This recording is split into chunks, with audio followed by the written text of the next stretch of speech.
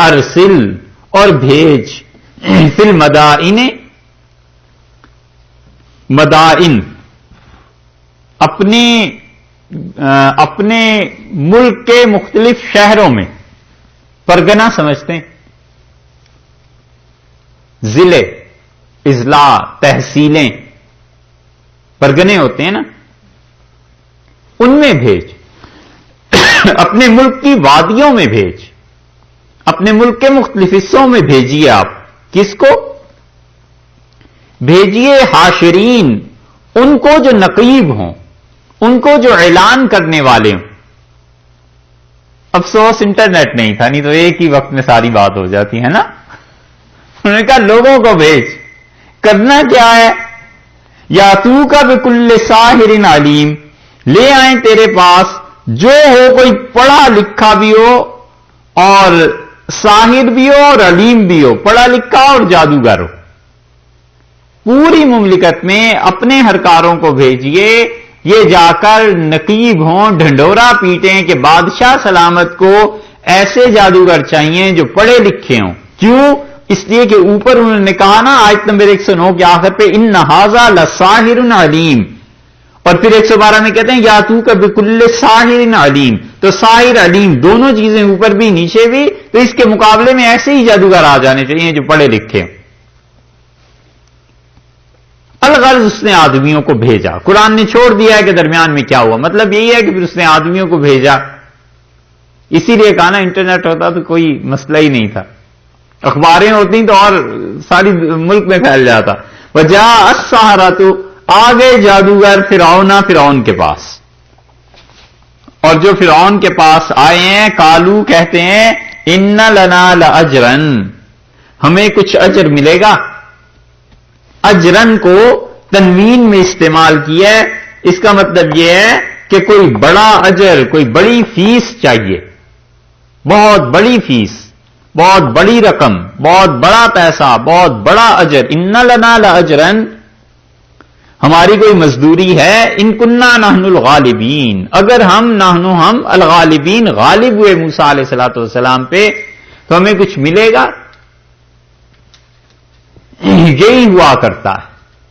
جن لوگوں کا مقصد دنیا ہوتی ہے وہ اسی طرح دنیا کے پیچھے بھاگتے ہیں. بادشاہ وقت ہے اور مملکت کا حکمران ہے، کوئی مخلص نہیں ہے اس کا، اور کہتے ہیں کہ کچھ ملے گا.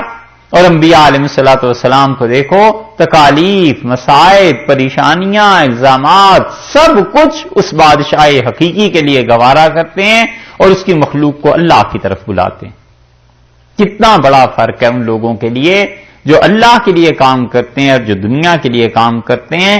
اس لیے بالکل نہیں گھبرانا چاہیے آدمی کو. اگر دین کا کام کرنا ہو تو سوال ہی پیدا نہیں ہوتا کہ اس کوچے میں جائے اور اس پہ چھینٹے نہ پڑے. سوال ہی پیدا نہیں ہوتا کہ اللہ کے دین کا کام کرے اور اس پہ الزامات نہ لگیں. سب دنیا ایسی ہی باتیں کرتی ہے، کوئی کچھ کہتا ہے، کوئی کچھ کہتا ہے. اور آدمی کا تعلق اللہ سے مضبوط ہو تو اللہ کے لیے برداشت کرے.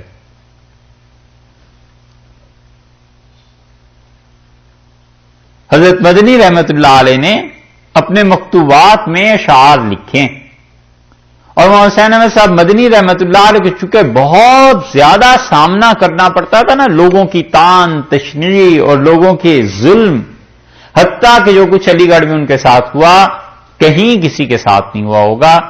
لوگ پاکستان کی مخالفت کرنے پہ تہذیب کے اس درجے پہ پہنچ گئے کہ گاڑی روک لی ایک جگہ انہوں نے اور حضرت مدنی رحمت اللہ علیہ کے سامنے بالکل ننگے ہو کے کپڑے اتار کے ناچنے لگے.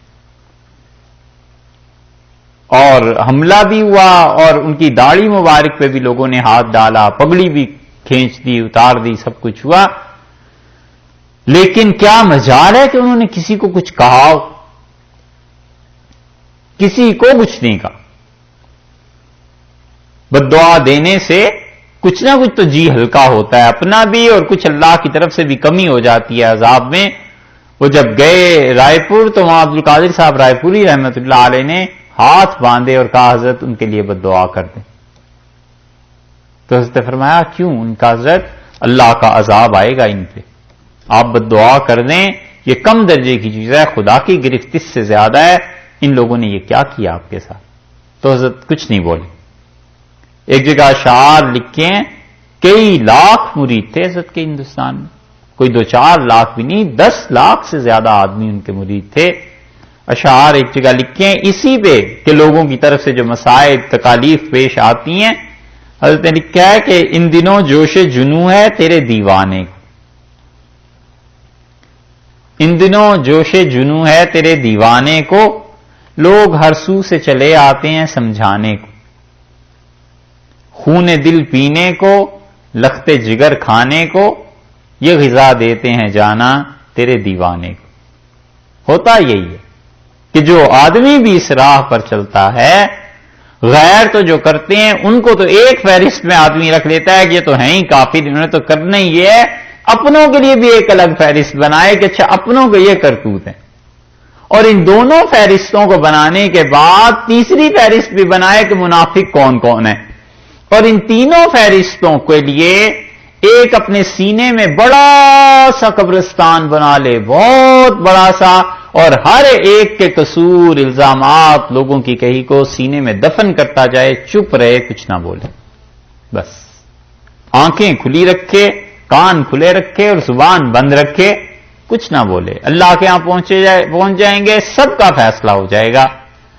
اور ہمیں تو حکم یہی ہے کہ جو تم سے برا کرے تم اچھا کرو، جو تم پہ ظلم کرے اسے معاف کر دو.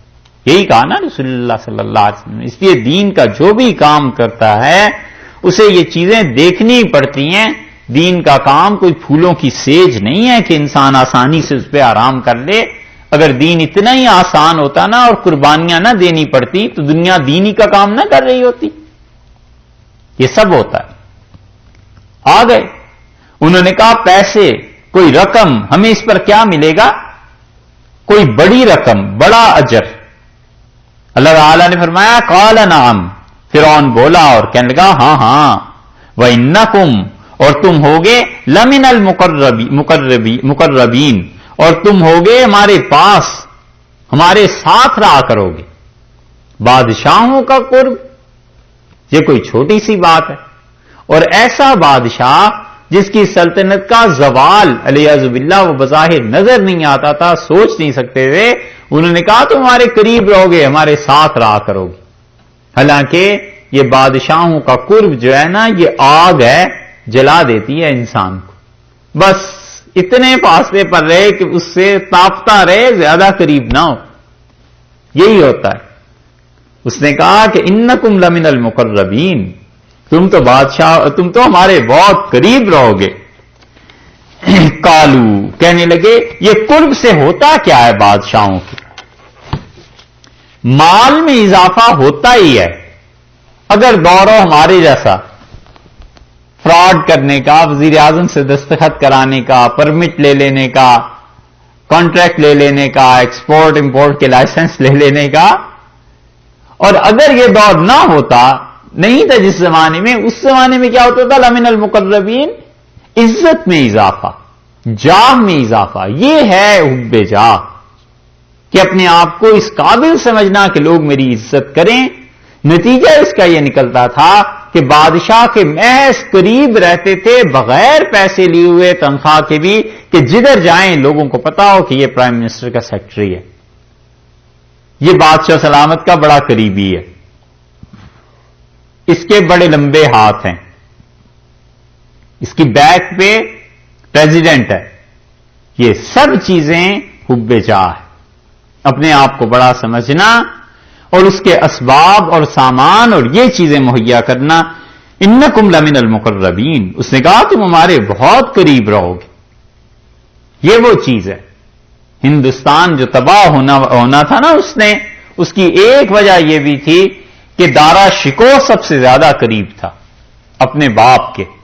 اسی لیے تو سبک مزاج کا تھا، اسی لیے تو برداشت نہیں کر سکتا تھا. وہ سمجھتا تھا جو میں نے کہہ دیا بس آخری حرف یہی ہے، کوئی کہہ نہیں سکتا تھا اس کے متعلق کہ حضور یوں نہیں یوں کر لیں. برنیئر نے اس پہ لکھا ہے، اس نے کہا بڑا پڑھا لکھا تھا، سب کچھ تھا، مگر اس کے مزاج میں نے ایک بات دیکھی کہ آن کی آن میں فیصلہ کرتا تھا اور کوئی اس کے فیصلے پہ اسے ٹوک نہیں سکتا تھا اور لوگوں کو کھڑے کھڑے ذلیل کر دیتا تھا. اور شاہ جہان بادشاہ پہ اسی کا جادو چلتا تھا. اور اس کے بھی پیچھے جہاں آرا بیگم تھی. بیگم صاحبہ شاہ جہاں کے مزاج پہ چھائی ہوئی تھی اور بیگم صاحبہ کا دوسری طرف چہیتا یہ بیٹا تھا دارا شکو.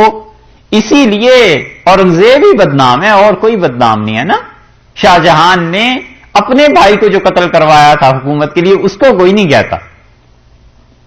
شاہ جہان نے بھی تو اپنے بھائی کو کام بخش کو قتل کروایا تھا, اس کو کوئی نہیں پوچھتا. اورنگزیب کو پوچھتے ہیں سارے کہ اورنگزیب نے یہ بڑا جرم کیا. اور ان سب حرکتوں کے ساتھ ساتھ اس اورنگزیب تو پھر دارا شکو ہی لکھتا ہے, جہاں بھی اسے لکھتا ہے. دوسرے بھائی کو دیکھو مراد کو, وہ دارا شکو کو ہمیشہ لکھتا ہے ملحد. کئی جگہ حتیٰ کہ اورنگزیب کو تحریر جو لکھی ہے کہ ہم بھائی آپس میں مل کے والد کی وراثت کا کوئی فیصلہ کریے, وہ ہر جگہ لکھتا ہے کہ اس ملحد کو دیکھو, یعنی دارا شکو کو, یہ والد کے مزاج پہ کیسا چھایا ہوا. تو بادشاہوں کا قرب یہ بڑی چیز ہے, حب جاہ ہے, تاکہ لوگ ہمیں جانیں, ہمیں پہچانیں, ہمارے بڑے تعلقات ہیں, یہ چیزیں ہیں. اس سے بچنا چاہیے.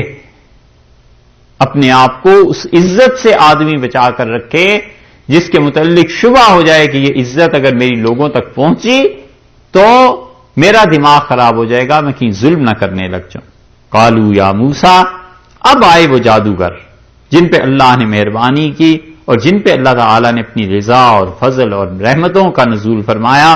قالو یا موسیٰ, کہنے لگے موسیٰ علیہ الصلوۃ والسلام, اما یا تو, ہاں انہوں نے کیا کہا, اما یا تو ان نکونا, ہم کرتے ہیں کچھ نہ, اما ان تلقیہ, انہوں نے کہا موسیٰ علیہ الصلوۃ والسلام اما ان تلقیہ, یا تو آپ ڈالیں, یا تو آپ کچھ شروع کریں, وہ اما اور یا پھر ان نکونا, ہم ہیں نحن الملقین, ڈالنے والے, یا تو آپ کچھ ڈالیں یا ہم کچھ کریں. لیکن کہا یہ انہوں نے ادب سے, اما ان تلقیہ, ادب کی وجہ سے کہا نا کہ آپ شروع کریں یا ہم شروع کریں. اور فن ہے بھی یہی کہ آدمی جب اپنے ہم منصب جن کو سمجھتا ہے ان کے برابر میں پہنچتا ہے تو زبان کا خیال کرتا ہی. اور جن مفسرین نے اپنی رائے اس پہ یہ لکھی ہے انہوں نے بھی خوب لکھا ہے. وہ کہتے ہیں انہوں نے ادب سے کہا, یہ ادب وجہ بن گیا ان کے قبول ایمان کی, کہ اللہ تعالی نے ان کافروں کا بھی ادب ضائع نہیں کیا. انہوں نے کہا یا تو آپ شروع کریں, وَإِمَّا أَن نَّكُونَ نَحْنُ الْمُلْقِينَ, یا پھر یہ کرتے ہیں ہم. اور ان مفسرین نے دلیل یہ دی ہے کہ رسول اللہ صلی اللہ علیہ وسلم نے فرمایا, حدیث میں آیا ہے کہ من اتا یمشی, جو آدمی ہماری طرف چل کے آتا ہے, اللہ تعالی نے فرمایا کہ اتئی تو ہر ولتن, میں اس کی طرف بھاگ کے جاتا ہوں. وہ سورہ انعام کے آخر پہ بھی آیا نا کہ 10 گنا, تو صوفیہ وہاں یہی کہتے ہیں نا کہ اسے تو خود 10 گنا زیادہ ملنے کا شوق ہے ہمارے مولا اور آقا حق تعالی شانو کو ہم سے, جتنا ہمیں شوق ہے. تو یہ انہوں نے ادب اتنا کیا, انہوں نے 10 گنا اس کا جواب حق تعالی شانو کی طرف سے آیا اور قبول ایمان کی توفیق ہو گئی. یہ بھی مفسرین کی ایک رائے ہے, اگرچہ کچھ اس کے خلاف بھی ہیں. وَإِمَّا أَن نَّكُونَ نَحْنُ الْمُلْقِينَ, یا پھر ہم کچھ شروع کریں. قَالَ أَلْقُوا, حضرت موسیٰ علیہ الصلوۃ والسلام نے فرمایا القوا, ڈالو اور آپ شروع کریں. یہ جو اجازت دی ہے اس میں اشکال یہ پیدا ہوتا ہے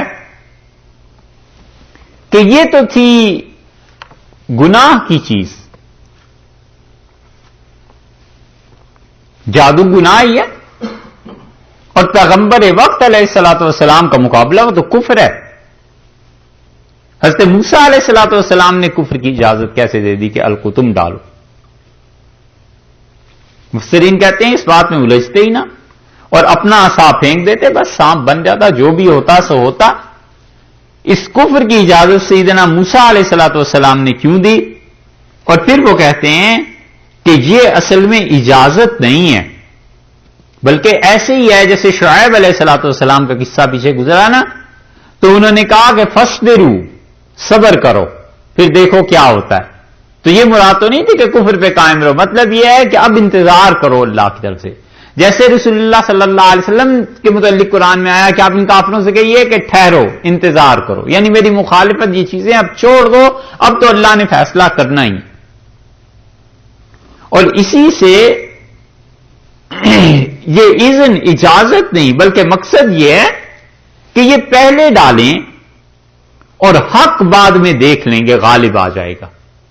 حضرت موسیٰ علیہ الصلوۃ والسلام کی حکمت یہ ہے کہ پہلے کھل کے اظہار ہو جائے باطل کا کہ غلط چیز ہے آخر کیا، اور پھر اس کے بعد حق آئے اور حق اس طرح غالب ہو جائے گا.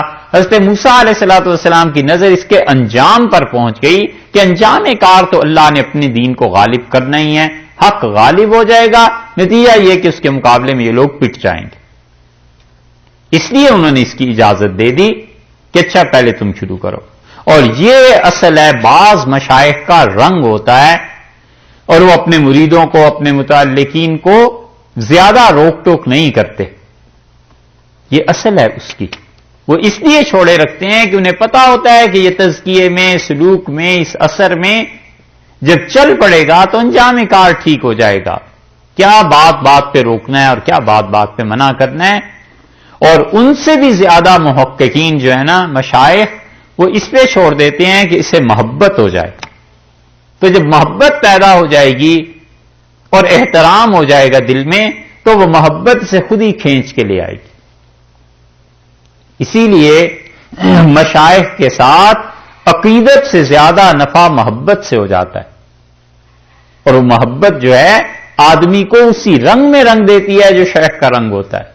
ان پہ علم کا غلبہ ہوتا ہے، مریدوں پہ بھی علم کا غلبہ آ جاتا ہے. ان پہ مجاہدے، ریاضت، عبادت کا غلبہ ہوتا ہے، مریدوں میں وہ آ جاتا ہے. ان میں بے نفسی، اللہ کے لیے کام کرنا، عاجزی، طبیعت کی درماندگی یہ ہوتی ہے، سلسلے میں وہ رنگ غالب ہو جاتا ہے. یہ چیز حضرت موسیٰ علیہ الصلوۃ والسلام نے بھی یہاں پر، انہیں پتا تھا کہ انجام کیا آنا ہے آگے، انہوں نے کہا شروع کرو. پہلی اننگز فلما القوا، اور جب انہوں نے اس کو پھینکا رسیوں کو، سحروا اعین الناس. یہ اننگز کو بھی کئی مرتبہ بھئی ہم نے سوچا اسے یاد کر ہی لیں. ایک مرتبہ لکھ بھی لیا کہ یہ ہوتی کیا ہے، پھر بھول گئے، یاد ہی نہیں رہا. اچھا انہوں نے فرمایا کہ القوا قال القوا فلما القوا، جب انہوں نے ڈالا ان رسیوں کو، سحروا اعین الناس، لوگوں کی آنکھیں باندھ دی انہوں نے. یہ ہے نظر بندی.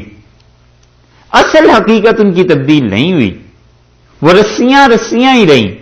انہوں نے لوگوں کی آنکھیں باندھی اور لوگوں کی آنکھوں پہ قابو ایسا پایا کہ اللہ تعالی نے فرمایا کہ وَاسْتَرْهَبُوهُمْ، ان کو ڈرا دیا.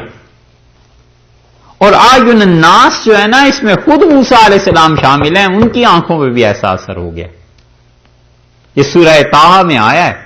ابھی آخر پہ پہنچ کے انشاءاللہ اس مقام کو دوبارہ وہاں سے پڑھیں گے، وہاں کچھ چیزیں زائد آئی ہیں. حضرت موسیٰ علیہ السلام پر قرآن نے بتایا ایسا اثر ہو گیا کہ وہ ڈر گئے. اللہ نے فرمایا، ہم نے انہیں کہا مت ڈرو، تم ہی غالب رہو گے. اعین الناس، لوگوں کی آنکھوں میں، وَاسْتَرْهَبُوهُمْ، اور انہوں نے لوگوں کو ڈرایا. اور قرآن کہتا ہے وَجَاءُوا بِسِحْرٍ عَظِيمٍ، اور بڑا جادو وہ لائے، بہت بڑا جادو. جس جادو کو قرآن اور اللہ کہے کہ وہ بڑا جادو تھا، وہ واقعی کیا چیز ہوگا. لوگ تو یعنی دیکھ کے بہک گئے ہوں گے کہ یہ ہے وہ چیز جو موسیٰ علیہ السلام کے مقابلے میں آ رہی. وَأَوْحَيْنَا إِلَىٰ مُوسَىٰ، ہم نے اشارہ کیا، ہم نے جی میں ڈالا یا ہم نے حکم کیا. وہی سب معنی میں آتا ہے نا. وہی کا اصل میں لغت میں آتا ہے اشارۃ سریعہ، جلدی سے کسی چیز کو اشارہ کرنا. تو چونکہ وہی جو ہوتی ہے وہ بھی ایسے ہی ہوتی ہے کہ ایک دم سے ایک چیز آتی ہے، ایک لمحے میں ایک چیز آتی ہے، تو اس لیے اسے وحی کہتے ہیں. آپ دیکھیں اس کی مثال اگر مادیت میں، میٹر میں کسی چیز میں دیکھنی ہو تو نگاہ ہے. کہ ایک سیکنڈ میں آسمان تک یا جو بھی ہے چیز اوپر فضا میں پہنچ جاتی ہے نا، کوئی تردد نہیں ہوتا، وہی اس سے بھی زیادہ جلدی آ جاتی ہے. فرشتوں کا جو نزول ہوتا ہے وہ اس سے بھی زیادہ جلدی ہو جاتا ہے. ایک صحابی رضی اللہ عنہ کو کافروں نے گھیر لیا اور وہ زندہ واپس آئے، ڈاکہ پڑا تو ان کی کرامت تھی. کسی نے پوچھا حضرت ہوا کیا؟ کہنے لگے وہ تو مجھے مارنے لگے تھے اور میں نے یا ارحم الراحمین یہ پڑھا. پھر دوسری مرتبہ اور تیسری مرتبہ جب میں نے پڑھا تو اس آدمی کا سر اتر گیا. تو فرماتے تھے وہ فرشتہ ملا اور اس نے کہا جب آپ نے پہلی مرتبہ پڑھا تو مجھے حکم ہوا کہ چلے جاؤ پہنچو، اور دوسری مرتبہ آپ نے پڑھا تو میں آسمان پہ تھا، اور تیسری مرتبہ میں نے زمین پہ پہنچ کے اس کا کام تمام کر دی. یہ اتنی جلدی چیزیں طے ہوتی ہیں، اور اس کی مثال نظر سے دی نا آپ کے سامنے کہ نظر بھی ایسے ہی چلی جاتی ہے. وَأَوْحَيْنَا إِلَىٰ مُوسَىٰ، ہم نے اس موسیٰ علیہ الصلوۃ والسلام کے جی میں یہ بات ڈالی، وحی کی ان کی طرف، ان القی عصاک، کہ ڈال دیجئے آپ اپنی لاٹھی، اپنا عصا. فَإِذَا هِيَ، بس جوں ہی وہ ڈالا ہے، فَإِذَا، سو جب، جوں ہی پھینکا تبھی، تلقف، وہ نگلنے لگا، ما یأفکون، جو کچھ کے جادوگروں نے کیا تھا، وہ جو سانگ بناتے تھے نا اس کو. افک ہے نا جھوٹ، افک کا مطلب ڈرامہ. صحیح ترین ترجمہ کمال کا کیا ہے شاہ عبد القادر صاحب رحمۃ اللہ علیہ نے یہاں پہ، کہ جو سانگ بنایا تھا. سانگ سمجھتے ہیں نا، انگلش والا نہیں، ہندی کا سانگ. سانگ بناتے تھے، ڈرامہ رچاتے تھے. ڈرامہ بھی انگلش کا لفظ آ گیا ہے. جو کھیل تماشا رچاتے تھے وہ، اس سب چیز کو وہ نگل گیا. تلقف ما یافکون، وہ جو جھوٹ تھا، افک تھا، اس کو وہ جب ہی نگل گیا. یافکون کا مطلب یہ ہے کہ اس کا فاعل ہے السحرہ، جادوگر. یہ پیچھے آیا ہے نا کہ اللہ تعالی نے فرمایا ہے کہ وجاء السحرۃ، آیت نمبر 113 کے شروع میں وجاء السحرۃ، اور ساحر آئے، جادوگر آئے. یہ اسی کے متعلق ہے کہ اللہ تعالیٰ نے فرمایا فَإِذَا هِيَ تَلْقَفُ، سو وہ کیا کرتا تھا، نگل لینے والا تھا، نگل لیا اس نے، نگلنے لگا ایک ایک کر کے، ما یافکون، جو سانگ، جو کچھ تماشا وہ بنا کے رکھا ہوا تھا انہوں نے، اس ساری چیز کو انہوں نے نگل لیا، نگلتے چلے گئے، نگلتا چلا گیا وہ عصا. تو وہ تو رسیاں تھیں. اب ان میں تھا کیا، نظر کیا آ رہی تھی؟ بعض مفسرین تو کہتے ہیں کہ انہوں نے آنکھوں کا دھوکہ کر دیا تھا، اور بعض کہتے ہیں کہ رسیوں کی طرح کی کوئی چیز لے آئے تھے، اس کے اوپر رنگ چڑھا دیے تھے اور اس کے اندر پارا بھر دیا تھا. تو جب پھینکی ہیں انہوں نے میدانوں میں اور دھوپ پڑی تو پڑتے تو کچھ اور رہے. دھوپ کی وجہ سے پارے میں حرکت پیدا ہوئی، اور پارے میں جب حرکت پیدا ہوئی تو وہ چیزیں حرکت کرنے لگیں. لوگ یہی سمجھے کہ یہ سانپ. یہ بھی بعض مفسرین نے توجیہ کی ہے. کچھ بھی ہو، اللہ تعالی نے فرمایا ہے کہ فوقع الحق، سو کیا ہوا، داؤ پڑا حق کا. یہ جو داؤ کھیل رہے تھے نا، بازی، اس بازی میں حق غالب آیا. فوقع الحق، سو حق کا داؤ پڑا، وبطلا، اور غلط ہوا، ما کانوا یعملون، جو کچھ کے وہ عمل کر رہے تھے. کون؟ یعملون سے یا تو مراد یہ ہے کہ جو عمل کر رہے تھے فرعون اور اس کے ماننے والے، اور یا مراد یہ ہے کہ وہ جادوگر جو کچھ کر رہے تھے وہ سب غلط پڑ گیا. فوقع الحق، اور سچ جو تھا، حق کا داؤ پڑا، حق اس پہ غالب آ گیا. فغلبوا، سو ہارے، ہنالک، اس مقام پر، اس جگہ پر، بڑا میدان اور سب تماشا دیکھ رہے ہیں. ہارے وانقلبوا صاغرین، اور اللہ نے فرمایا ہے پس وہ ہوئے ذلیل ہو گئے وہاں. وانقلبوا کا مطلب یہ نہیں ہے، یہ صرف یہی نہیں ہے کہ وہ پلٹے ہیں ذلیل ہو کر، مطلب یہ کہ وہ ذلیل ہو گئے، بازی ہار گئے. انہوں نے دیکھا جب حضرت موسیٰ علیہ الصلوۃ والسلام کے عصا کو اور اس نے ان چیزوں کو نگل لیا. قرآن نے اس کو کچھ بیان نہیں کیا. نگلا ہے نہیں نگلا، یعنی اس معنی میں کہ یہاں پر یہ لفظ تو ہیں ایسے، لیکن اس کا مفسرین کہتے ہیں کہ تلقفو کا حقیقی مطلب کہ وہ پہنچ گیا ان تک، اور ترجمہ بھی یہ کر دیتے ہیں کہ نگل لیا. لیکن حقیقی بات یہ ہے کہ قرآن کو اس سے بحث نہیں ہے کہ وہ نگلا ہے، یعنی الفاظ میں گنجائش بہرحال ہے، لیکن قرآن نے صراحت کسی اور جگہ کی نہیں ہے کہ واقعی وہ انہیں کھا گیا تھا. کیونکہ کسی چیز تک پہنچنا اس لفظ میں بہت سے مفہوم ہیں. یہ بھی ہے کہ وہ ان تک پہنچا، وہ جو عصا تھا اژدہا کی شکل بن گئی تھی، وہ ان تک پہنچا اور ان کا جادو ختم ہوتا چلا گیا، وہ اصل اپنی حالت میں واپس آ گئی. بعض حضرات نے لکھا ہے اور اس پہ بحث بھی کی ہے. دونوں طرف کے دلائل ہیں اپنے اپنے، لیکن قرآن کا مطلب صرف اتنا ہی نہیں کہ نکل گیا، اور بھی مطالب ہو سکتے ہیں. فوقع الحق وبطل ما كانوا يعملون، اللہ نے فرمایا حق کا داؤ پڑا، اور جو باطل تھا، جو کچھ وہ عمل کر رہے تھے، وہ سب کا سب بیکار سامنے آ گیا. فغلبوا هنالك، اور اس جگہ ہارے ہیں بالکل. فا جو ہے نا، اس کا مطلب ہے فوراً ہی، ایک دم سے، جسے کہتے ہیں نا تالی پٹ گئی. غلبوا هنالك، ہار گئے سب. وَأُلْقِيَ السَّحَرَةُ ساجدین، اور ڈالے گئے وہ ساحر ساجدین سجدے میں. جو سحر کرنے کے لیے آئے تھے وہ سجدے میں ڈال دیے گئے. سحر لائے تھے بہت بڑا، لیکن سجدے میں ڈال دیے گئے. القیہ کا جو لفظ ہے یہ بتاتا ہے کہ وہ سجدہ ان کو یک بیک کسی چیز نے اس کی طرف مجبور کر دیا کہ وہ سجدے میں گر پڑے. القیہ کا مجہول ہے صیغہ کہ وہ ڈال دیے گئے. کس چیز نے مجبور کیا؟ مفسرین میں سے بعض تو اس طرف گئے ہیں کہ بے خود ہو گئے، ان کے فن نے انہیں مجبور کیا.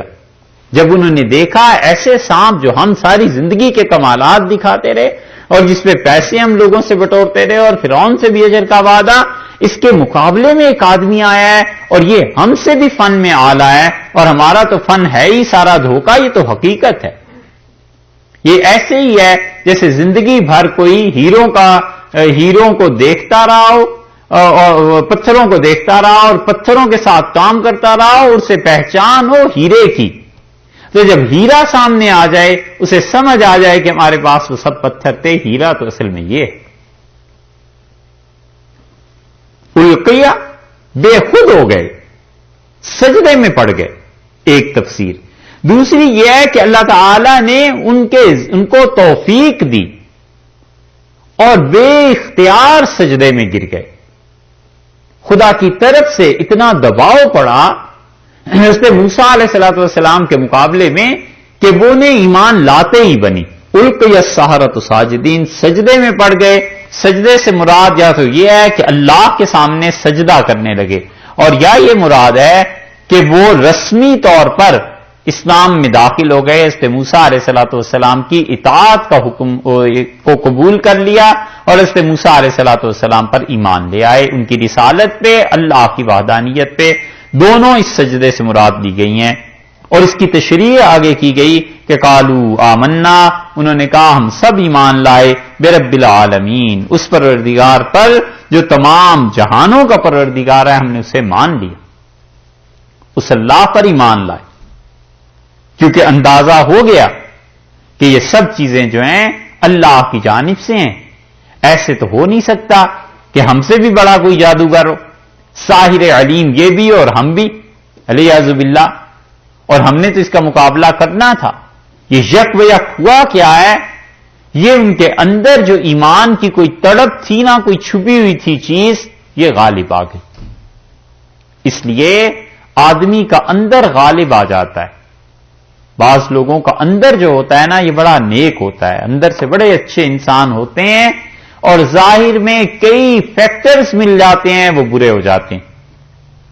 سوسائٹی ایسی مل گئی، ان پہ ظلم ہوا اور ظلم کے مقابلے میں وہ پھر بے حیا ہو گئے، اور بہت سی گمراہی کے اسباب، پیسہ زیادہ ہو گیا، کبھی غربت آ گئی، یہ سارے فیکٹرز کوئی نہ کوئی مل کے اس کی اندر کی شرافت کو تباہ نہیں کر سکتے، ظاہر میں برا ہو جاتا ہے۔ اور جو ہی وہ اندر جو چھپا ہوا ہوتا ہے نیکی کا جوہر، اسے موقع ملتا ہے چمکنے کا، فوراً وہ غالب آ جاتا ہے، اندر کی طبیعت انسان کی غالب آتی ہے۔ اور اس کے برعکس بھی ہوا کرتا ہے، اندر شرارت ہوتی ہے، کفر بھرا ہوا ہوتا ہے والعیاذ باللہ، اور بس وقتی طور پہ کوئی نیکی ہو گئی، ماں باپ کی طرف سے کچھ پریشر پڑ گیا، کچھ اور حالات ایسے ہو گئے تو وقتی طور پر نیک ہو گئے، اور اس صورت میں اندر کا شر غالب آ کر رہتا ہے۔ اس لیے جو کچھ اندر انسان ہوتا ہے وہ انسان کھلتا ضرور ہے کسی نہ کسی وقت۔ گھر سے چلیں اور تلوار لے گئے کہ آج تو فیصلے ہی کر رہا ہوں، روز روز مصیبتیں، روز کی پریشانیاں، اور یہ کیا کر رہے ہیں، مسلمان ہو رہے ہیں، اور کسی نے راستے میں کہا کہ اپنے بہنوئی کی اور بہن کی بھی خبر لے لینا، تم تو جا رہے ہو رسول اللہ صلی اللہ علیہ وسلم کو شہید کرنے۔ اللہ کے فرشتے بھی ہنستے ہوں گے اگر انہیں خبر ہوئی ہوگی کہ جو جا رہا ہے حضور اقدس صلی اللہ علیہ وسلم کو شہید کرنے، اب دیکھو کیا ہوگا اس کے ساتھ، اور اس سے تو اسلام کو عزت دینی ہے اور خلیفہ بن جائے گا یہ مسلمانوں۔ وہ اندر جو چیز تھی نیکی، شرافت، عدل، انصاف کی چیز، وہ انصاف غالب آ گئی۔ ان کے اندر کوئی نیکی چھپی ہوئی تھی، وہ غالب آ گئی، اور انہوں نے کہا آمنا برب العالمین، ہم ایمان لائے ہیں اس پروردگار پر جو تمام جہانوں کا پالنے والا ہے۔ یہ رب العالمین تو فرعون بھی اپنے آپ کو کہتا تھا، تو کہیں فرعون کو یہ غلط فہمی نہ ہو جائے کہ مجھ پہ ہی تو ایمان لا رہے ہیں۔ فوراً کا رب موسیٰ و ہارون، موسیٰ اور ہارون علیہ السلام کا جو رب ہے نا، وہ اس پہ ہم ایمان لائے۔ قال فرعون، اب بولا ہے فرعون اپنی جیپ مٹانے کو بھی اور اپنی جبر کا اظہار کرنے کے لیے بھی۔ قال فرعون، فرعون بولا اور کہتا ہے آمنتم بہی، تم نے مان لیا اس کو، موسیٰ علیہ السلام کو، ہی کی ضمیر سے موسیٰ علیہ السلام کی طرف لوٹ رہی ہے، اور اس نے کہا کہ دیکھو تم نے مان لیا اس کو قبل ان آذن لکم، بغیر میری اجازت کے۔ قبل کا لفظ پہلے کے لیے بھی استعمال ہوتا ہے،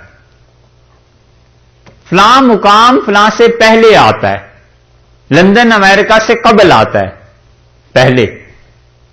زمانے کے لیے بھی استعمال ہوتا ہے کہ سن 4 جو ہے اس سے سن 3 قبل میں سن 3 گزرا ہے، اور اسی طرح قبل کبھی بغیر کے بھی استعمال ہوتا ہے، لفظ اردو میں بولتے ہیں قبل اس کے کہ میں اجازت دوں، یعنی بغیر میری اجازت کے۔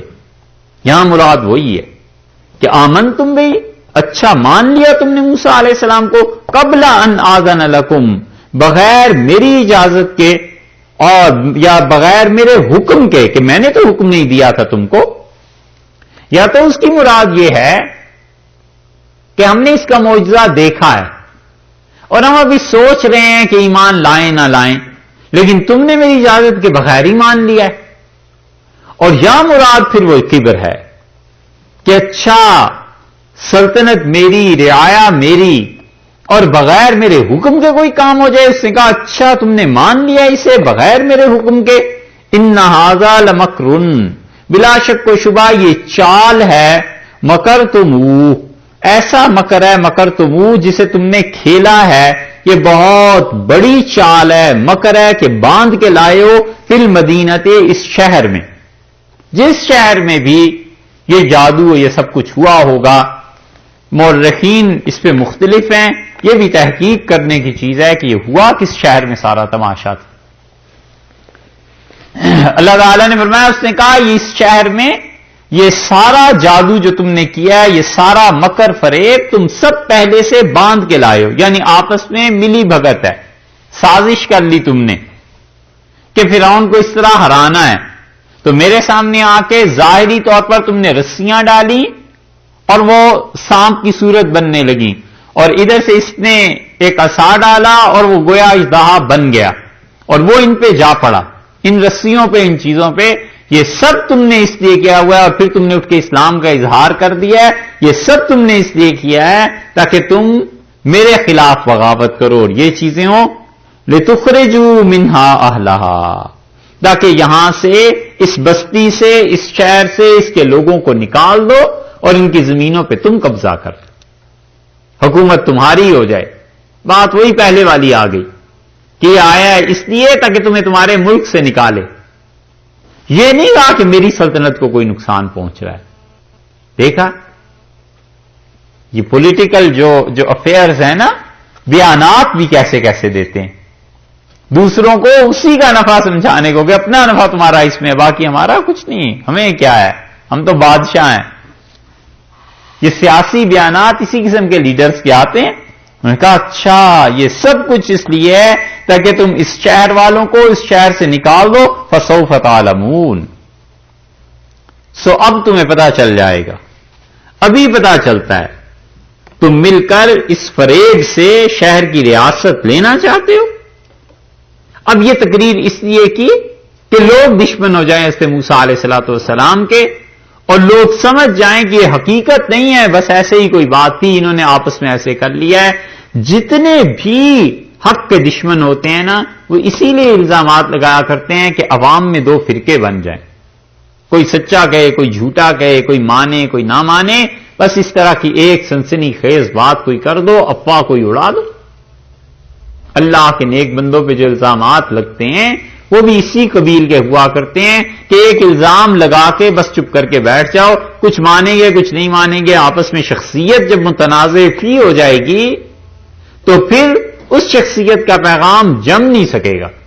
یہی کرتوت حضور اقدس صلی اللہ علیہ وسلم کے ساتھ کفار مکہ نے کیے، کوئی کچھ کہتا تھا کوئی کچھ کہتا تھا، تاکہ لوگ جو باہر سے آئے ہیں وہ دیکھیں کہ اس شخصیت کے بارے میں تو خود اس کے رشتہ دار متفق نہیں ہیں، اس کے چچا اس کے متعلق کیا کہتے ہیں، اس کے باقی لوگ اس کے متعلق کیا کہتے ہیں، تو لہذا نہ مانیں۔ اور مدینہ منورہ گئے تو وہاں یہودیوں کا یہی حال تھا کہ یہودی یہی کرتے تھے، کوئی کہتے تھے کہ ہاں ہیں تو سچے، مگر یہ کہ ان کے لیے آگ کیوں نہیں آسمان سے آتی، ایک کہتا تھا جی اونٹ کا گوشت کیوں کھاتے ہیں، نئی سے نئی باتیں اپنے پاس سے۔ اللہ نے فرمایا اس نے بھی یہی کہا فسوف تعلمون، اب تمہیں پتا چلے گا، لاقطعن، ہم یقیناً کاٹ دیں گے، میں یقیناً کٹوا دوں گا، کاٹ دوں گا، کیا ایدیکم تمہارے ہاتھ، وارجلکم اور تمہارے پاؤں، من خلاف الٹی ترتیب سے، میں کاٹوں گا تمہارے ہاتھ اور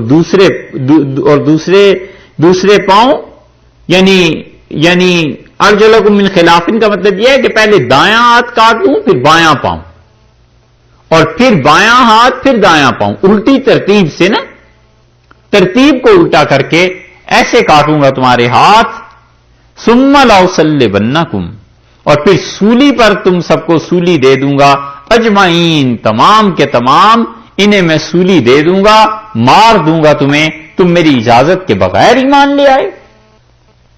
سولی دینے کا رواج پرانا ہے،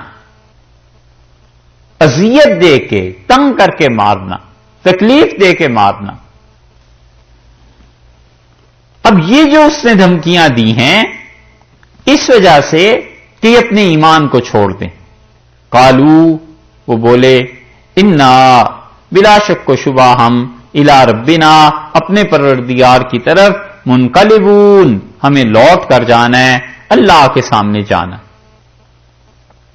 کہاں ان لنا لاجرن، ہے نا، ہمیں کچھ پیسے ملیں گے، اور کہاں انا الی ربنا منقلبون، ہم نے لوٹ کر جانا ہے اللہ کی طرف۔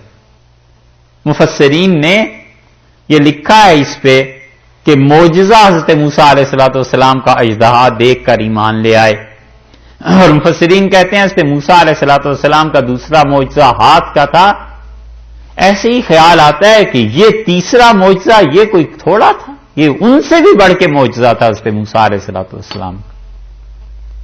سوچا جائے کہ سانپ کا بن جانا اور نگل جانا اور ہاتھ کا روشن ہو جانا اس سے کہیں بڑا معجزہ ہم سمجھتے ہیں یہ تھا کہ جو اللہ کے دشمن تھے، جو پیغمبر وقت علیہ السلام کا مقابلہ کرنے کے لیے آئے ہوئے تھے، کہاں وہ فرعون کے دربار میں ڈھونڈ رہے تھے، اور فرعون کہہ رہا تھا ہمارے قریب ہو جاؤ گے، اور کہاں وہی فرعون دیری کتنی لگی ہوگی، ہاتھ کے ہاتھ ہی تو ساری باتیں ہوئی ہوں گی، آمنے سامنے، اور کہاں وہ کہتا ہے میں تمہیں مار دوں گا، اور وہ کہہ رہا ہے جس کے کرنے پہ قدرت بھی رکھتا ہے. کوئی جمہوری حکومت تھوڑے ہی اور اسمبلی کے نمائندے تھوڑے ہی بیٹھے ہوئے ہیں، یہ تو بادشاہ ہے. وہ کر بھی سکتا تھا، ممکن ہے اس نے کیا بھی ہو، ہاتھ پاؤں کاٹ دے، سولی چڑھا دے، اس کو اختیارات تھے سارے مملکت میں حاصل. لیکن اس کے باوجود کمال ہے، یہ معجزہ موسیٰ علیہ السلام کا کمال کی بات ہے. انا الی ربنا منقلبون، انہوں نے کہا ہم اپنے پروردگار کے پاس واپس جانے والے ہیں، اللہ کے ہاں پہنچیں گے. اس کو جو جواب دینا ہے وہ سوچ رہے ہیں. وما تنقم منا، اور اے فرعون تو ہم سے یہی بیر رکھتا ہے نا، تجھے ہم سے یہی نفرت ہے نا، کس چیز کا انتقام لیتا ہے تو ہم سے؟ وما تنقم منا، تو ہم سے اسی چیز کا انتقام لیتا ہے، الا ان آمنا بآیات ربنا، کہ ہم نے مان لی ہیں بآیات ربنا، اپنے پروردگار کی نشانیاں، لما جبکہ جاءت آ گئی نا ہمارے پاس، جب ہمارے پاس اللہ کی نشانیاں آ گئیں اور سیدنا موسیٰ علیہ السلام ان نشانیوں کو لے آئے ہیں، بس ہمارے ساتھ یہی بیر ہے، یہی انتقام ہم سے لینا ہے. قصور کیا ہے؟ ایک نیکی انہوں نے کی ہے، دیکھا ابھی تک پہلی نیکی ہے نا، نہ نماز پڑھی ہے، نہ کوئی روزہ ہے، نہ کوئی اور چیز ہے، صرف ایک نیکی ہے اور وہ ایمان کی. اور کتنا زبردست ایمان ہے کہ وہ بادشاہ وقت سے ٹکرا رہے ہیں اور فرعون سے ٹکرا رہے ہیں. ایسے ہی وہ ایک نیکی اصحاب کہف نے کی ہے نا، ہجرت کر گئے، بس ایمان لائے اور ہجرت کر گئے، 2 نیکیاں ہو گئی. اور وہاں بھی یہی ہے کہ وہ نوجوان کھڑے ہوئے اور انہوں نے کہا بالکل ہمیں کوئی پرواہ نہیں ہے کسی کی، اللہ کو ہم نے ایک مان لیا. یہ دلیل ہے اس کی کہ آدمی کبھی کبھی ایک نیکی کوئی ایسی اللہ تعالیٰ توفیق دے دیتا ہے کہ ساری زندگی سنور جاتی ہے، ساری زندگی کے لیے فیصلہ ہو جاتا ہے. وہی جو بدر والوں کے متعلق کہ جو مرضی کرتے رہے اب تو ہم نے معاف کر دیا. ایک نیکی ہے صرف یہ بظاہر. اللہ تعالیٰ نے فرمایا، انہوں نے کہا کس چیز کا انتقام لیتے ہو سوائے اس کے کہ ہم اپنے پروردگار کی آیات پر ایمان لائے ہیں. لما جاءتنا، جب سچائی ہمارے پاس پہنچی. ربنا، اب اللہ سے دعا مانگتے ہیں اور کہتے ہیں پروردگار افرغ علینا، اے پروردگار افرغ علینا، دھانے کھول دے ہم پہ، مشکیزیں انڈیل دے. فرغا، کسی چیز کا منہ کھول دینا کہ وہ چیز انڈل پڑے، وہ چیز آبشار کی طرح گرے. انہوں نے کہا پروردگار جتنا زیادہ ظلم ہے نا فرعون کا، اس کے مقابلے میں صبرن، اللہ صبر کے دھانے ہم پر کھول دے. پروردگار صبر ہم پہ نازل کر دے. وتوفنا مسلمین، اور اے اللہ اسلام کی حالت میں موت دے. صبر مانگا انہوں نے کیونکہ مصیبت آ گئی. صبر کا یہ مطلب نہیں تھا کہ ہم عاجز اور بیکار ہو کے بیٹھ جائیں، مطلب یہ تھا کہ ہم اپنے مشن پہ قائم رہیں گے. اس سلسلے میں سختیاں آئیں گی نا، یہ ہو جائے گا کہ اللہ ہمارے ہاتھ پاؤں کاٹ دے گا الٹی ترتیب سے، اور یہ پروردگار وہ دھمکی دے رہا ہے پھانسی پہ چڑھا، سولی دے دینے کی، ان چیزوں کی. اے اللہ ان ساری چیزوں میں ہم تیرا دامن نہ چھوڑیں اور ہم تیری راہ پر قائم رہیں ان سختیوں کے باوجود. اے اللہ صبر کی توفیق دے. اسی لیے رسول اللہ صلی اللہ علیہ وسلم نے فرمایا کسی بھی مسلمان کو صبر سے زیادہ اچھی چیز نہیں دی گئی، کسی بھی انسان. اور حدیث میں آتا ہے حضرت صلی اللہ علیہ وسلم سے پوچھا گیا کہ اللہ کے رسول سب سے اچھی عبادت، آپ نے فرمایا تنگی کے دنوں میں انتظار کرنا کہ خوشی کے دن آ جائیں، اللہ سے امید رکھنا اس بات کی، یہ سب سے اچھی عبادت. بار بار نگاہ لوٹے گی نا اللہ کی طرف، بار بار اللہ کا دھیان آئے گا نا کہ کسی دن اچھے دن آ جائیں گے. کبھی تو ہوگا جب آزادی، جب آرام مل جائے گا، کبھی تو ہوگا جب یہ مشکلات ختم ہو جائیں گی اور اطمینان سے اللہ کی عبادت یہ چیزیں ہو سکیں گی. یہ ہے صبر.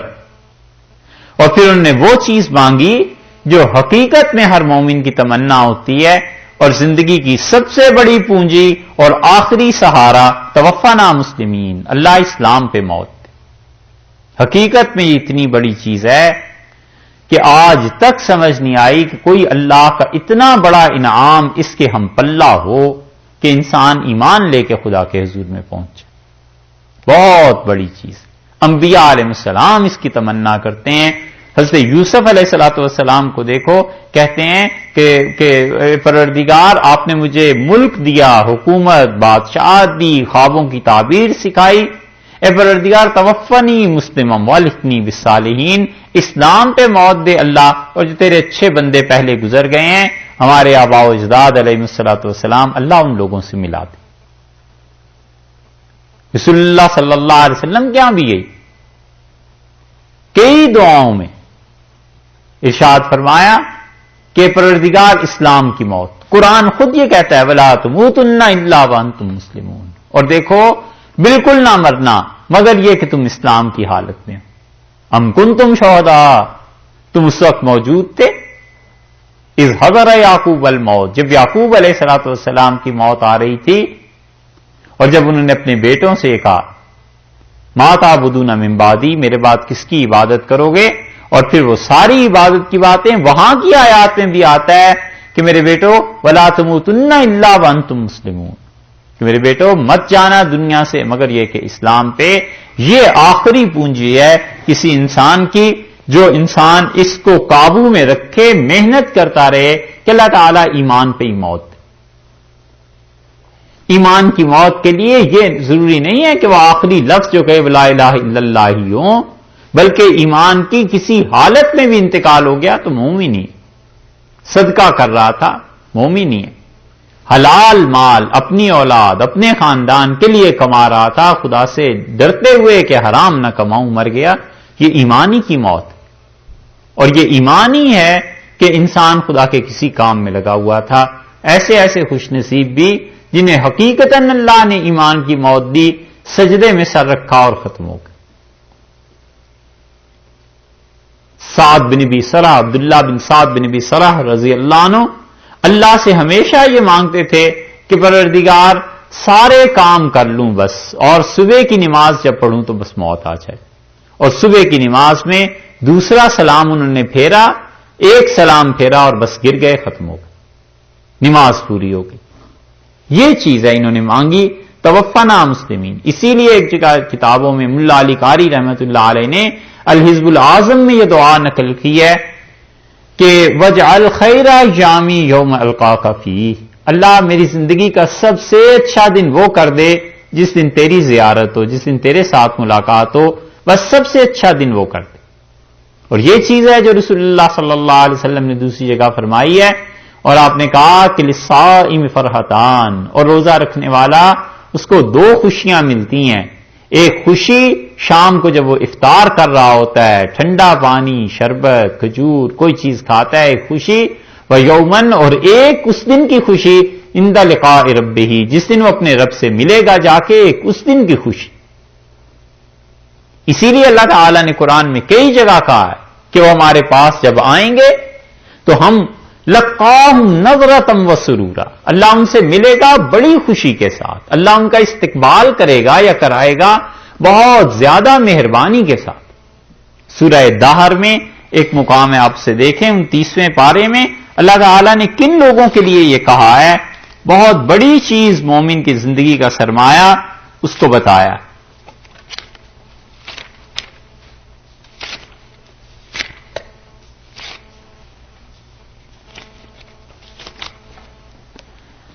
انتیسواں پارہ ہے اور سورہ کا نمبر ہے دہر کا 76.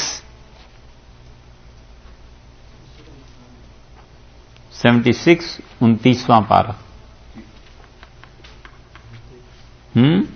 آیت نمبر 5 29.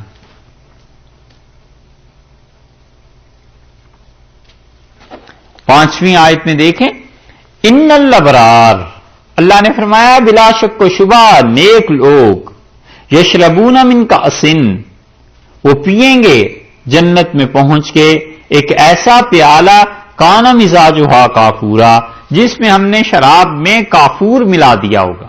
کافور سمجھتے ہیں؟ کافور سفید رنگ کا ہوتا ہے جی، خوشبو ہوتی ہے اس کی ایک خاص. عین یشرب بہا، ایک چشمہ ہے جس سے پئیں گے عباد اللہ، اللہ کے بندے، یفجرونہا تفجیرا، اور اس کی نہریں، اس کی نالیاں بنا لیں گے اپنے گھروں کے لیے، یعنی جدھر چاہیں گے وہ چشمہ کھنچا ہوا آئے گا۔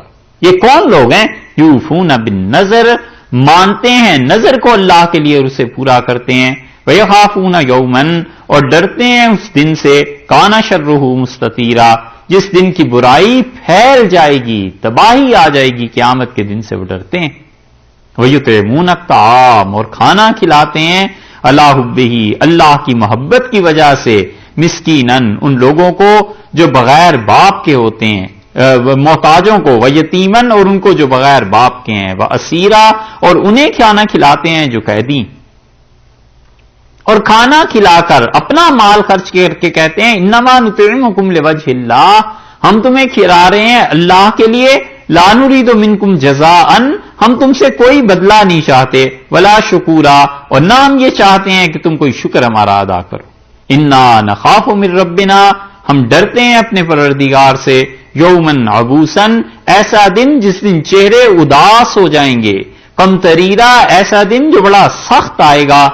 دیکھا ہے یہ جو ڈرتے رہے نا، کھانا کھلاتے رہے، خدا سے ڈرتے رہے، ان کا حشر کیا ہے؟ فوقاہم اللہ شر ذالک الیوم، سو بچایا اللہ نے انہیں اس دن کی تباہی سے، قیامت کے دن کی برائی سے، ولقاہم، اور اللہ ان سے ملاقات اللہ نے کی، نظرتن، بڑی خوشی کے ساتھ، وسرورا، اور تازہ تھے اور خوش تھے، اور اللہ ان سے ملا ایسے، وجزاہم بما صبروا، اور جو انہوں نے صبر کیا تھا نا، ہم نے انہیں جزا دی ہے، جنتم وحریرا، جنت میں لے گئے، حریرا، ریشمی کپڑے انہیں دیے، متکئین فیہا علی الارائک، اور تکیے لگا کر تختوں پر ایک دوسرے کے سامنے بیٹھے ہوں گے، لا یرون فیہا شمسا ولا زمہریرا، اور نہ شدید دھوپ کو دیکھیں گے نہ سخت سردی کو دیکھیں گے۔ یہ سب چیزیں آگے اللہ نے ان کی گن دی ہیں۔ اللہ نے فرمایا ہم ان سے اس دن ملیں گے بڑی خوشی کے ساتھ۔ یہ وہ چیز ہے جو ملا علی قاری رحمۃ اللہ علیہ نے نقل کی ہے کہ دعا اللہ سے یہ کہ اللہ وجعل خیر ایامی یومن القاک فیہ، اور میری زندگی کا سب سے اچھا دن بس وہ کر دے جس دن میں تیرے ساتھ ملوں، جس دن تیرے سامنے پیش ہوں۔ عجیب و غریب چیز ہے۔ ممشاد رحمۃ اللہ علیہ دنور ایک جگہ تھی، وہاں کے بزرگ تھے، اور وفات کے وقت وہ کوئی چیز دیکھتے رہے، اور پھر انہوں نے ایک طرف چہرہ کر لیا اور روتے رہے، اور انہوں نے کچھ ایسا جملہ کہا کہ جس سے مفہوم یہ بنتا تھا کہ یعنی اس کے لیے نہیں کیا سب کچھ۔ تو کسی نے ان سے پوچھا کہ کیا چیز؟ تو انہیں جب ہوش آیا تھوڑا سا تو انہوں نے کہا جنت تھی، یہ 30 برس ہو گئے میں جب بیمار ہوتا ہوں تو جنت کو دیکھتا ہوں، اور یہ آج آخری بیماری ہے بس، تو مجھے اب جنت دکھائی ہے، تو میں اس لیے رویا کہ میں نے کہا میں آپ کے لیے ہوں کہ آپ کو دیکھوں، آپ سے ملاقات ہوگو، اس کے لیے تو نہیں۔ جنت چھوٹی چیز ہے، آپ سے ملاقات اس سے بڑی چیز ہے، لیکن یہ مقام بڑے لوگوں کا ہے۔ ہم لوگوں کو تو بس عذاب ہی نہ ہو اور ایمان پہ موت آ جائے، یہی بہت خدا کی مہربانی اور اس کا کرم ہے۔ انہوں نے کہا اللہ سے دعا کیا مانگی ہے؟ وتوفنا مسلمین، اے پروردگار ایمان کی حالت میں موت دے۔ اب کیا ہوا ان کے ساتھ؟ قرآن نے یہ نہیں بیان کیا کہیں۔ بعض کہتے ہیں انہیں پھانسی دی، بعض کہتے ہیں کچھ بھی نہیں ہوا، جو بھی ہوا ہوگا بہرحال اللہ نے بیان نہیں کیا، اور حضور اقدس صلی اللہ علیہ وسلم سے کوئی بھی صحیح روایت اس بارے میں ثابت نہیں، نہ صحابہ کرام رضی اللہ عنہم نے پوچھا۔ وقال الملأ، اور بولے سردار، من قوم فرعون کی قوم میں سے، پہلے انہوں نے یہ کہا کہ یہ جادوگر ہے، پڑھا لکھا علم والا، پھر انہوں نے کہا کہ انہیں مہلت دے اور بلا لیں آپ اور جادوگر اور ان کا مقابلہ کرتے ہیں۔ اب یہ تیسرے آئے، تیسری رائے ان کی آئی۔ یوں ہی ہوا کرتا ہے، بادشاہ ان کے حواری انہیں ڈبو دیتے ہیں، جو ان کے گرد و پیش والے ہوتے ہیں وہ مشورے دیتے ہیں اور ڈبو دیتے ہیں۔ رسول اللہ صلی اللہ علیہ وسلم نے فرمایا اللہ جس کو چاہے، جس امیر کو کہ اسے صحیح رکھے، اللہ اس کو اچھے مشورے والے دوست دے دیتا ہے۔ اور حضرت صلی اللہ علیہ وسلم نے فرمایا خدا نے اسی لیے 4 وزیر مجھے دے دیے، 2 زمین میں اور 2 آسمان میں، اور آپ نے فرمایا ابو بکر اور عمر یہ دونوں میرے وزیر ہیں، مشیر ہیں، یہ مجھے مشورہ دیتے ہیں، اور آسمان میں اللہ نے جبرائیل اور میکائیل دونوں مجھے دے دیے کہ وہ بھی مجھے مشورہ دیتے ہیں علیہم الصلوۃ والسلام۔ اور یہاں فرعون کو کیا ملا ہے؟ انہوں نے کہا من قوم فرعون، فرعون کی قوم میں سے سردار پھر بولے ہیں اور کہتے ہیں تذرو موسیٰ، کیوں تم چھوڑ رہے ہو موسیٰ علیہ الصلوۃ والسلام کو، وہ قوم ہو اور اس کی قوم کو، آپ کی پالیسیز کیوں اتنی نرم ہیں ان لوگوں کے بارے میں؟ یہ پولیٹیکل سٹیٹمنٹ یہ ہوئی نا کہ آپ کیوں انہیں ڈھیل دے رہے ہیں، آپ غور نہیں کر رہے، لِيُفْسِدُوا فِي الْأَرْضِ، تاکہ زمین میں یہ فساد مچائیں، آپ کی حکومت کے خلاف ہنگامے کریں، یہ بنی اسرائیل والے آزادی چاہیں کہ یہاں سے نکل جائیں کہیں چلے جائیں۔ ڈر انہیں یہ تھا کہ اگر ایک دم سے بنی اسرائیل کو اجازت دے دیں تو ہم تو ہیں نواب، ہم تو ہیں بادشاہ، کام کون کرے گا؟ اس لیے ان سے کام لینا بھی ہے، ان کے ساتھ تعلقات بگاڑے بھی نہیں جا سکتے، اور رکھنے بھی ہیں اور نہیں بھی رکھنے، اور رکھے اس لیے نہیں جا سکتے کہ یہ تو موسیٰ علیہ السلام یہاں پیدا ہو گئے۔ یہ بڑی طاقتیں جو ہوتی ہیں نا، جنہیں زیادہ حکمرانی کی عادت ہوتی ہے اور وہ چاہتے ہیں کہ لوگ دوسری قومیں ان کے لیے کام کریں، تو جو قوم سب سے زیادہ کام کرنے والی ہو ان کے لیے، اس سے وہ نہیں بگاڑتے، انہیں پتا ہوتا ہے کہ کام تو آخر انہی سے لینا ہے نا۔ تو یہ اس دوہری مصیبت میں پھنس گئے فرعون اور اس کے ماننے والے کہ آخر کریں کیا، اس بنی اسرائیل سے جان چھڑاؤ، سب کو گھروں سے نکال دو، بھیج دو، تمہارے گھروں کا مملکت کا کاروبار سارے لوگ جو کام کرتے ہیں یہ کون کرے، اور اگر انہیں قتل کر دو، مار دو تو پھر کیا ہو؟ انہوں نے کہا تم چھوڑ رہے ہو اس قوم کو، اور پھر جو اسے تیش دلائی ہے، الفاظ دیکھیے وَيَذَرَكَ، حالانکہ انہوں نے چھوڑ دیا ہے آپ کو، فرعون کو، وَآلِهَتَكَ، اور تمہارے خداؤں کو، انہوں نے تجھے بھی چھوڑ دیا ہے اور تیرے خداؤں کو بھی چھوڑ دیا ہے، اور تو فرعون ان کے بارے میں اتنا نرم ہے۔ یہ آلیہ تک کا جو ترجمہ لفظ ہے نا، اس پہ بہت کچھ لکھا ہے مفسرین نے، لیکن اس کی کوئی تحقیق کرتا کاش کہ اس فرعون کے زمانے میں الہ ہوتے کون تھے، شرک تھا کیسا۔ مفسرین نے بڑی مناسب بات جو اب تک سامنے آئی ہے اور لکھی ہے، وہ کہتے ہیں کہ اس نے اپنے بت بنا کے دے دیے تھے، پبلک میں ہر جگہ چوراہوں پر اس کے بت نصب تھے، اور جو بھی گزرتا تھا اشارہ کرتا تھا ہاتھ سے، بعض نے کہا سر جھکا دیتا تھا، جو بھی گزرتا تھا سلام کرتا تھا، اور ساتھ ہی اس نے اپنے فوج والے بھی کھڑے کر دیے تھے کہ کسی کو دیکھو جو ہمیں سلام کر کے نہیں گزرتا تو مارو، اور خود عبادت کرتا تھا کسی اپنے پروردگار کی،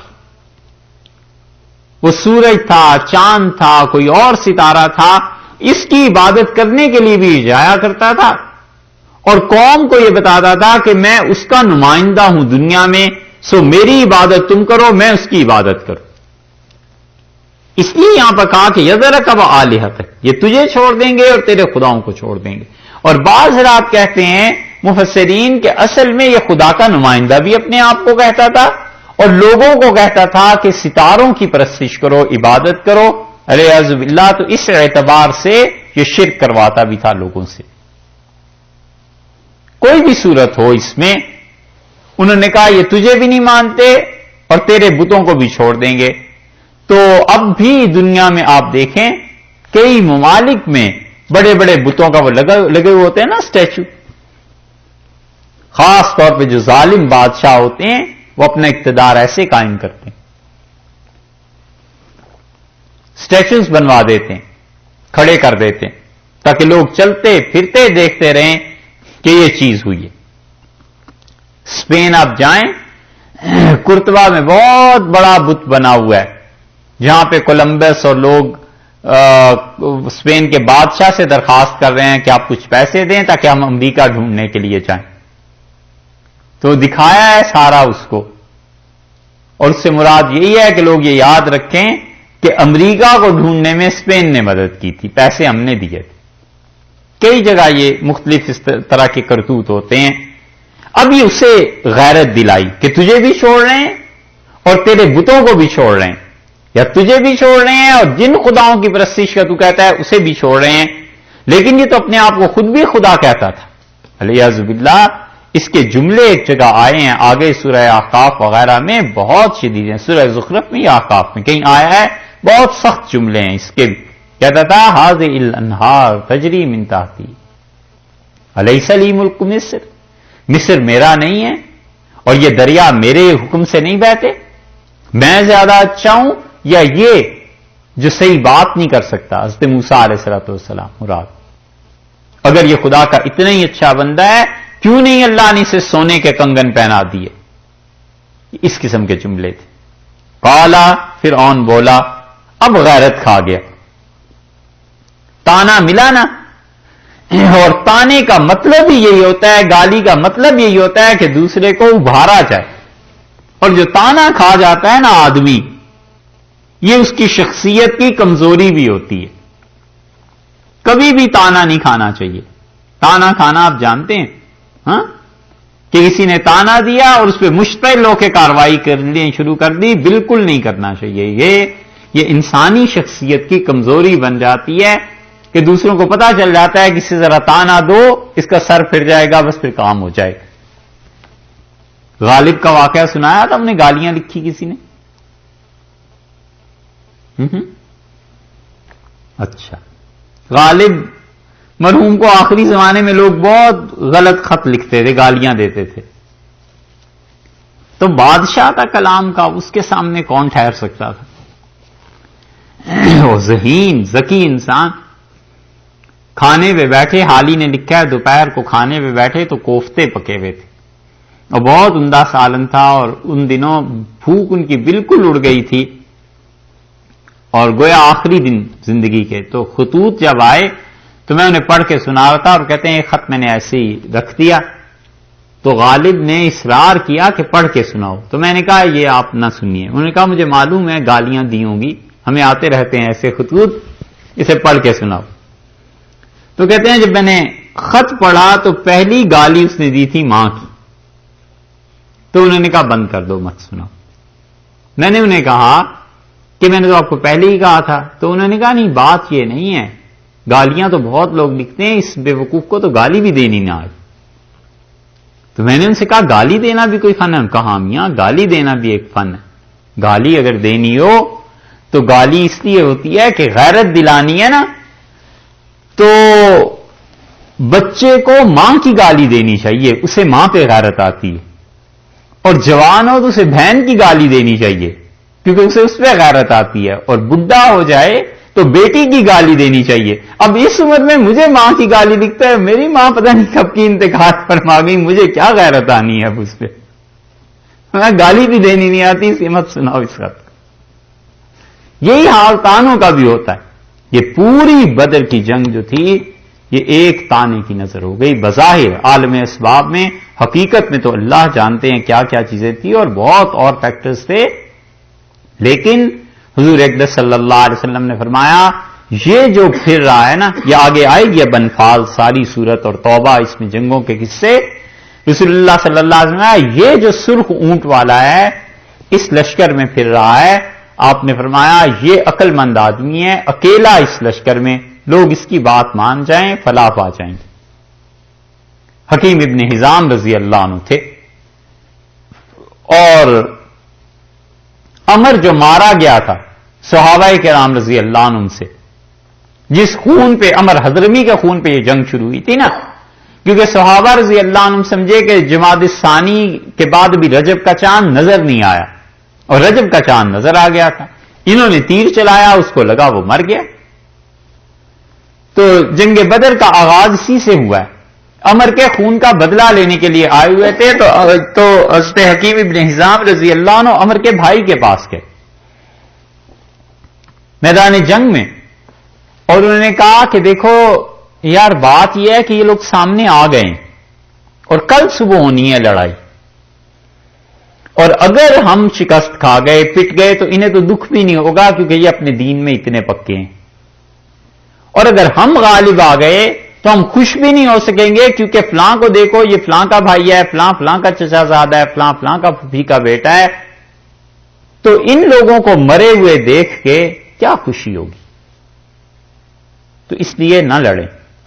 ایسے کرو، عمر کا جو خون ہے اس کی دیت 100 اونٹ بنتے ہیں، وہ تم مجھے کہو، میں رسول اللہ صلی اللہ علیہ وسلم کا کہا کہ میں اس کے پاس جاتا ہوں، ان سے دلوا دیتا ہوں، اور یا پھر خود مجھ سے لے لو تم، میں اس پہ بھی تیار ہوں، ہمیں نہیں لڑنا چاہیے. وہ اس کی بات سمجھ میں آ گئی اور ابو جہل آ گیا. ابو جہل نے کہا اچھا، اس نے کہا ابو جہل سے کہ حکیم یہ مشورہ دے رہا ہے. اس نے کہا اچھا حکیم تم اتنے بزدل.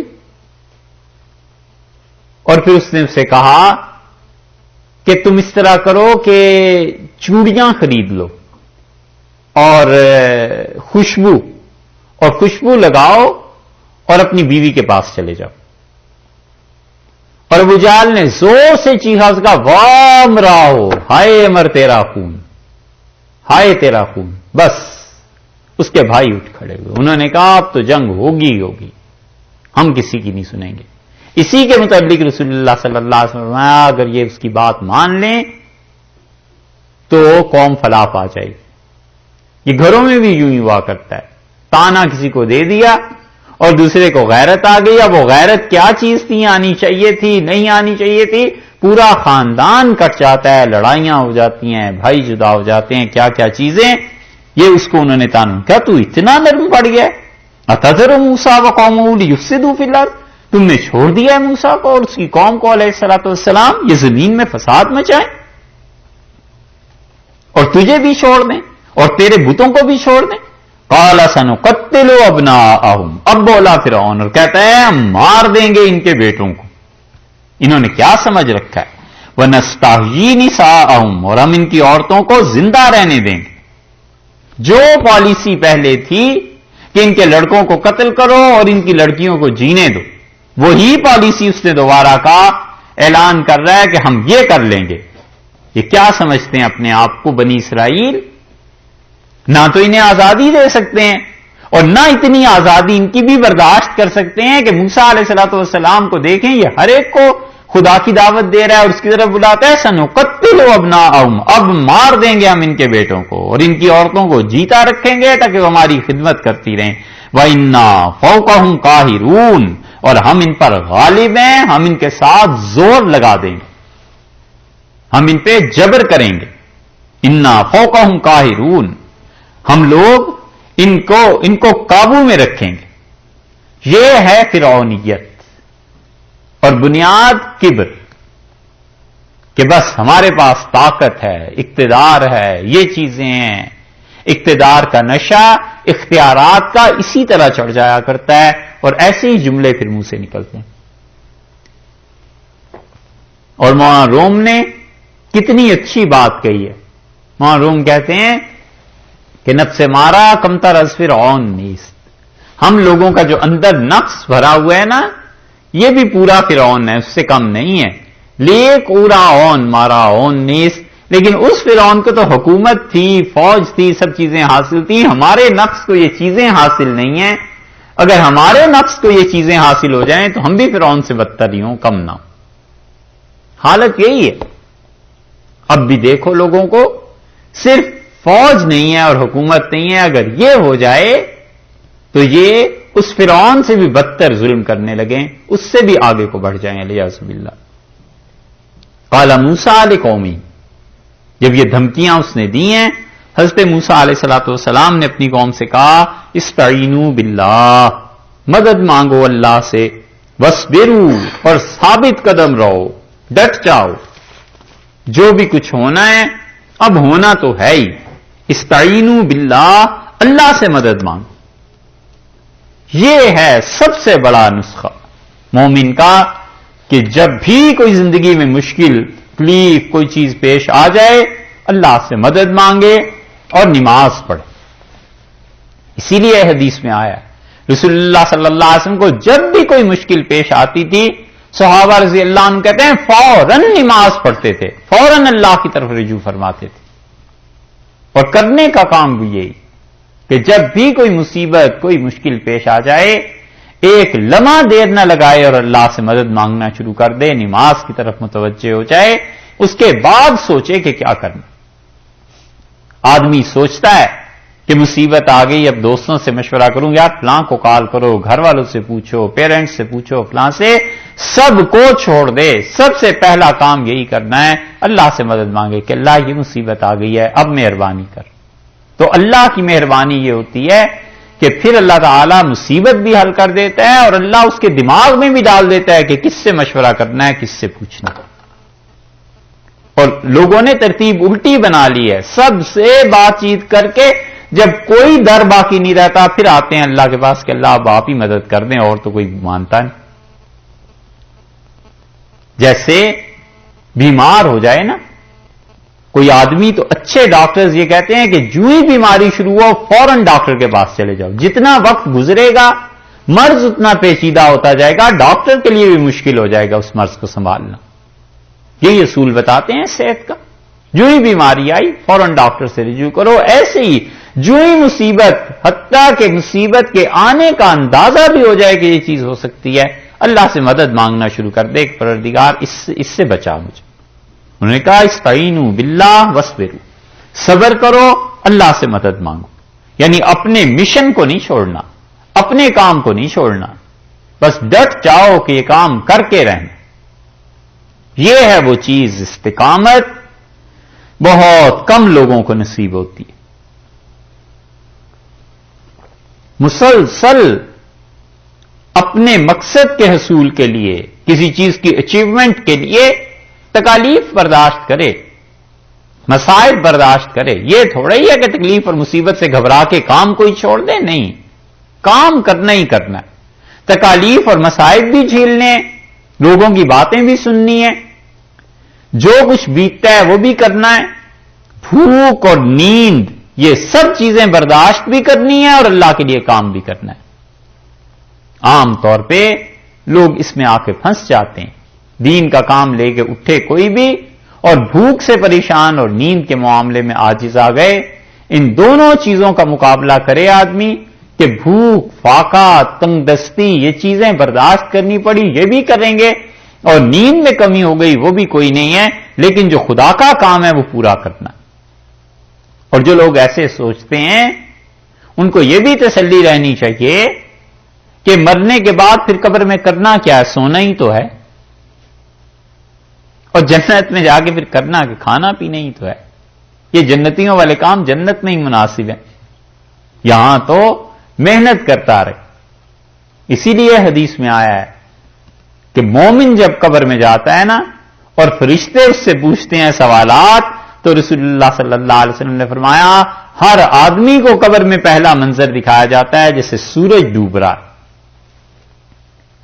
اور یہ عجیب بات ہے، بعض لوگوں کو خواب آتا ہے موت سے بھی پہلے. کئی لوگ ہم نے دیکھے وہ کہتے ہیں ہم نے خواب میں دیکھا کہ سورج ڈوب رہا ہے تو ہم سمجھ گئے کہ ہو اس کے بعد سب دن پورے ہو گئے.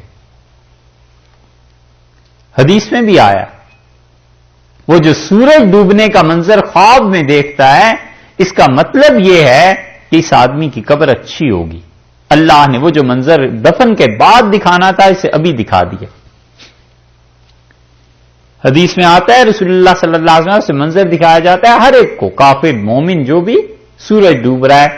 اور آپ نے فرمایا مومن انسان، فرشتے جب اس سے سوال کرتے ہیں تو وہ کہتا ہے دعونی للصلاۃ، دعونی للصلاۃ، پریٹو، چھوڑو مجھے، عصر کی نماز کا وقت جا رہا ہے، عصر پڑھنی ہے، سورج ڈوب رہا. یہ ہے حال مومن کا کہ وہ پوچھ رہے ہیں سوال، وہ کہتا ہے مجھے اپنی نماز پڑھنی. اللہ کے ساتھ ایسا تعلق ہو جاتا ہے انسان کا. اس لیے کام کرے صحیح دین کا، ڈٹا رہے اپنے کام میں. حضرت موسیٰ علیہ الصلوۃ والسلام نے فرمایا کہ میری قوم والو مدد مانگو اللہ سے، ڈٹے رہو اپنے کام پہ. ان الارض للہ، اور یہ جو زمین ہے نا یہ اللہ کی ہے، فرعون کی نہیں ہے. یورثھا، اللہ وارث بنائے گا، من یشاء، جس کو وہ چاہے گا، من عبادہ، اپنے بندوں میں سے. زمین اللہ کی ہے، اس کا وارث کرے گا جس کو چاہے گا اپنے بندوں میں سے.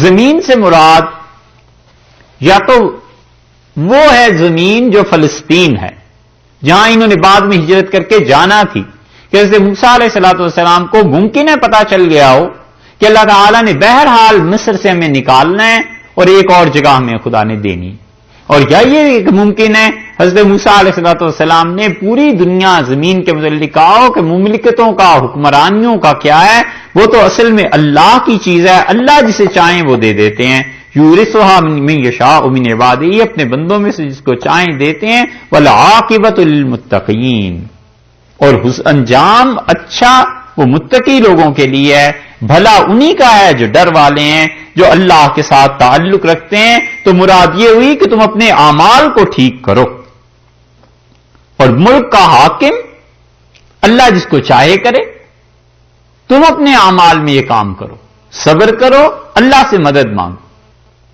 دیکھو بھائی، اصول کی ایک بات عرض کریں،